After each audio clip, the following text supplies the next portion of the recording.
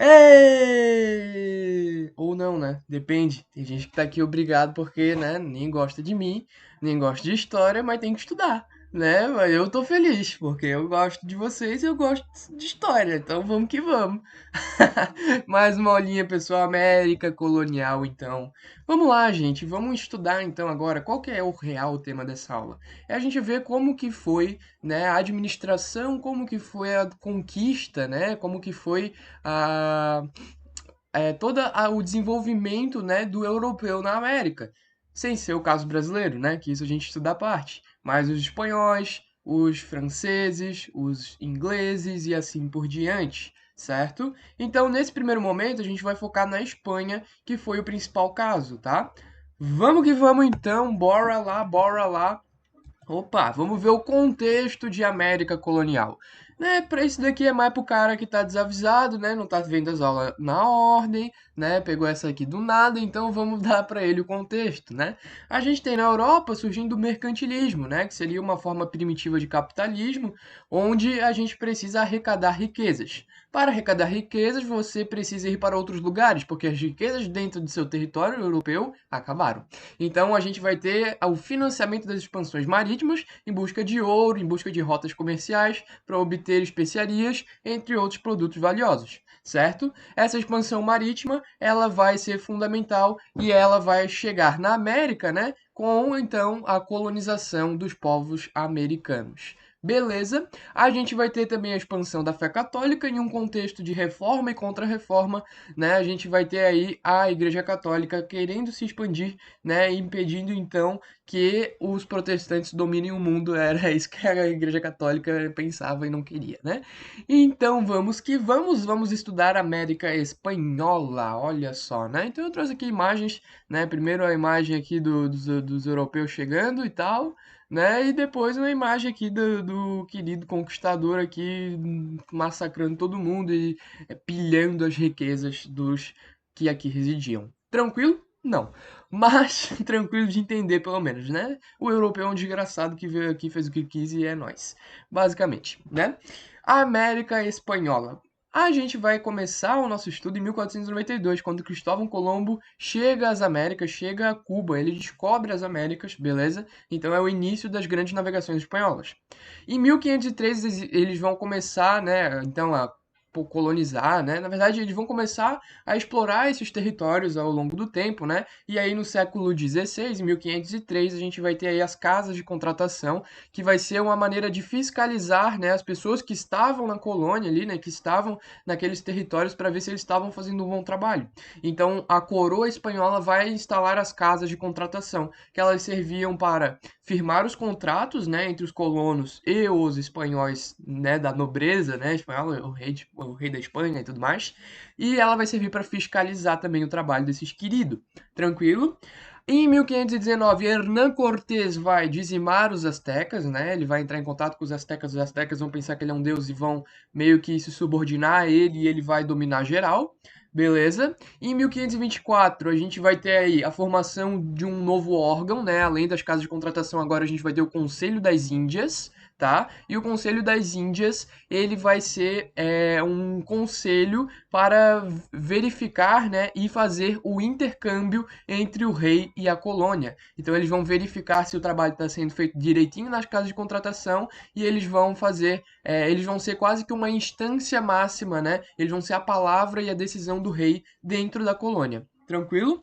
Em 1533 a gente vai ter o Francisco Pizarro dominando os Incas, tá? Ele vai lá dominar o Inca Roca, né? Que era o Sapa Inca da época, ele vai fazer muita coisa feia, né? Vai dizimar, vai cometer genocídio, né? Vai matar indígena. Aí a gente vai ter depois, em 1534, o Inácio de Loyola, no contexto de reformas, né? Ele vai inaugurar a Companhia de Jesus. Então, o Inácio de Loyola ele era um espanhol que ele queria então fazer com que cônegos, padres, bispos, eles viajassem além-mar para transmitir os fundamentos cristãos para os outros povos do mundo, certo? E aí, por que que a gente chama de jesuítas? Porque eles vêm da Companhia de Jesus. Olha só, né? Descobri isso recentemente. Achei bem interessante. É... O Inácio de Loyola, então, ele vai trazer esse fundamento, né, ele vai até escrever um livro, inclusive, e ele vai trazer esse fundamento de que os jesuítas eles seriam quase que soldados, eles tinham uma missão a cumprir, eles tinham que cumprir com sua missão patriótica, com a sua missão divina. Então, a gente vai ter aí esse etnocídio, né? Porque agora tem pessoas encarregadas de ensinar para os indígenas, né? Para os incas, para os maias, para os astecas, né? Para a galera que estava na Europa, tem pessoas encarregadas de ensinar para eles que tudo que eles aprenderam até então era errado, né? Que a cultura deles não valia, que eles tinham que absorver a cultura europeia. Então isso é também um etnocídio, né? Essa imposição de uma cultura, a tua cultura não presta, usa a minha, né? É uma desgraceira. Mas enfim, a gente vai ter então genocídio e etnocídio. Genocídio, matar um grupo, né? Exterminar um grupo, e etnocídio é exterminar a cultura desse grupo. Beleza? E aí tem até uma frase, né, que o gado espanhol venceu o milho das Américas, porque a Espanha ela vai acabar levando gado, né, para produzir, procriar e depois vender, né, para a América. E na América, né, principalmente os incas, eles tinham essa tradição de cultivar muito milho, tranquilo. E aí o milho ele vai acabar sendo substituído, vai para escanteio, né? Não vai ser mais a parte de a parte econômica mais importante, como era para a civilização inca. Tranquilo? Vamos estudar mais um pouquinho então, vamos continuando. A administração colonial. Agora a gente vai ver como que a Espanha administrou os seus territórios. A Espanha, ela teve um vasto território. Olha isso, gente. Eles pegaram lá desde a Califórnia. Sim, a Califórnia ali, Nevada, esses territórios que hoje ficam por parte dos Estados Unidos, já foram espanhóis, tá, galera? Então eles pegavam lá desde a Califórnia até a Patagônia, galera. Então, um território vasto, gigante, né, aqui na América. Só não conseguiram pegar a porção leste, né, que isso daqui era porção inglesa, e o Brasil, que era português, né? Mas o resto dominaram tudo. E aí, como é que eles administraram? Primeira coisa que eles fizeram, vamos criar vice-reinos, né? E esses vice-reinos seriam instâncias de administração partindo daquele princípio dividir para conquistar, né? Se a gente dividir, a gente vai conseguir facilitar essa administração. Então a gente vai ter aí a imposição de 4 vice-reinos, né? O primeiro foi o do México, né? Ou da Nova Espanha, que foi esse daqui, né? O mais ao norte, né? Aqui a noroeste, beleza? O segundo foi o do Peru em 1542, aqui o vice-reino do Peru, beleza? E aí depois a gente vai ter o de Nova Granada, que é aqui, beleza? Onde fica hoje Colômbia, uma porção da Venezuela. Aí a gente vai ter aí o do Prata, que é aqui onde fica Chile, Argentina, tá? Paraguai também. E o que que tá acontecendo aqui? Meu Deus, Bruno, a gente já tá no século XVIII, 1776, que loucura é essa? É porque a instituição desses vice-reinos, ela foi modificando-se ao longo do tempo, beleza? Então, às vezes, era só um vice-reino, vice-reino do México, mas aí depois, vamos dividir, vai ser agora do México e do Peru, tá? E aí, esse de Nova Granada, vamos mudar o nome. Então, é um pouco mais complexo, mas o que vocês têm que entender é que existiam 4 principais vice-reinos, tá? Ao longo da história foram 4. E é isso que importa pra gente. Agora, como foi mudando e essas coisas, eu não quero que vocês se preocupem, tá? Além disso, nós tínhamos também as capitanias gerais, que eram instâncias menores, né? Menores que os vice-reinos, mas que ajudavam na administração também, tá? Então a gente tinha aí a capitania geral da Guatemala, a Capitania Geral do Chile, a Capitania Geral de Cuba e a Capitania Geral da Venezuela. Instâncias menores para facilitar a administração. Tranquilo? Aí a gente vai ter também os cabildos. Cabildos eram câmaras municipais. Você lembra que aqui no Brasil tinha as câmaras municipais que eram governadas pelos homens bons? Sim, homens bons, né? Os grandes proprietários de terras, né? Que era muito difícil falar isso. Daí, homens bons, vamos fazer propaganda da gente mesmo. Os cabildos também eram quase que isso, né? Só que as câmaras municipais, os cabildos espanhóis, eles tinham uma particularidade, né? Os crioulos podiam governar essas câmaras municipais, tá? E como assim crioulos? Quem são crioulos? Então agora eu quero que vocês conheçam os personagens da América Espanhola. Nós temos três principais, tá? Além, é claro, do indígena que foi escravizado e exterminado. Além, é claro, do negro, que a gente vai ter escravidão negra na América Espanhola também. A gente vai ter aí três personagens interessantes, tá? O primeiro deles são os crioulos. Quem são os crioulos? São nobres que nasceram nas Américas, né? São frutos de uma miscigenação quase, tá? A gente vai ter esses crioulos que eles não vão ser o topo da sociedade, mas eles têm um pouquinho de chance de administrar alguma coisa, pelo menos sim, tá? Mas eles ainda são nobres, né? Então justifica-se, né? Por que que eles deixavam isso acontecer.